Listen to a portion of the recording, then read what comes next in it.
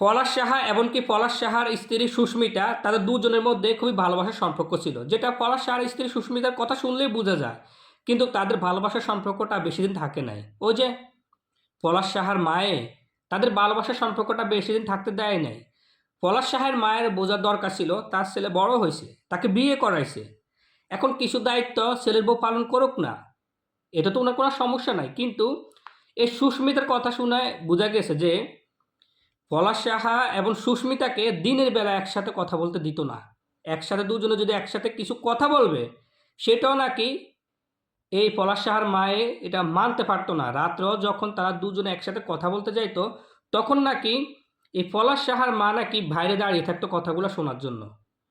চিন্তা করেন, উনার ছেলেকে উনি বিয়ে দিছে, এখন কিছু দায়িত্ব ছেলের বউ পালন করুক না, উনি ছেলেকে বিয়ে দেওয়ার পরেও সব দায়িত্ব উনাকে কেন পালন করতে হবে? হ্যাঁ, আপনি মা যতটুকু আপনার দায়িত্ব আছে ততটুকু পালন করেন। আর আপনার ছেলে তো আপনাকে অবহেলা করতেছে না, যে আপনার ছেলে আপনাকে অবহেলা করতেছে। ছেলে ছেলের বউয়ের প্রতি দায়িত্ব পালন করবে, আবার ছেলের বউ তার স্বামীর দায়িত্ব পালন করবে, এটাই তো স্বাভাবিক। কিন্তু আপনি কেন এটা মানতে পারতেছেন না? যখন এই পলাশার স্ত্রী সে বলতেছে যে আমার শাশুড়ি আমাদেরকে কখনো একসাথে কথা বলতে দিত না, তাছাড়া সকালে নাকি ওই পলাশ সাহার মায়ে কিছুটা পাক করে পলাশ সাহাকে নিজের হাতে খাইয়ে দিত, মানে ছেলের সামনে ভালো থাকতো। ছেলের সামনে ভালো থাকার জন্য ছেলেকে পাক করে নিজের হাতে খাইয়ে দিত। যদি সুস্মিতা কিছু খাওয়াইতে যাইতো তাহলে নাকি খাওয়াইতে দিত না। অফিস থেকে আসার পর যখন সুস্মিতা দরজা খুলতে যাইতো, তারপরেও নাকি দরজা খুলতে দিত না, ওই পলাশ সাহার মায় খোলে।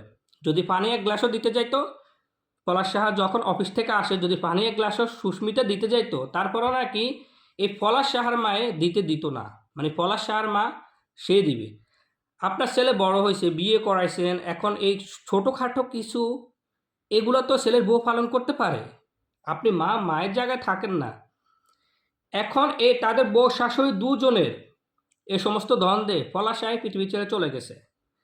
এই যে এখন বউ শাশুড়ি তাদের মধ্যে একটা দ্বন্দ্ব লেগেই থাকতো, এই দ্বন্দ্বের কারণে এখন পলাশ সাহা তার জীবনটা দিয়ে দিছে, অথচ তারা দুজনেই রয়ে গেল। এখন সুস্মিতা বলতেছে যে আমার শাশুড়িকে মা ডাকার মতো আরও ছেলে আছে, কিন্তু আমার সন্তান যে বাবা ডাকবে সেরকম তো কেউ রইল না।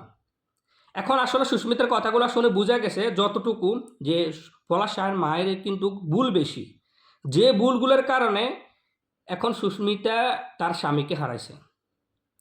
বাংলাদেশের কিছু কিছু ক্ষেত্রে দেখা যায় শাশুড়িরা মানে বউদেরকে নিজের মেয়ের মতো মনে করতে পারে না। শাশুড়িদের উচিত বউদেরকে নিজের মেয়ের মতো মনে করা, তাহলে সংসার সুখ শান্তি আসবে।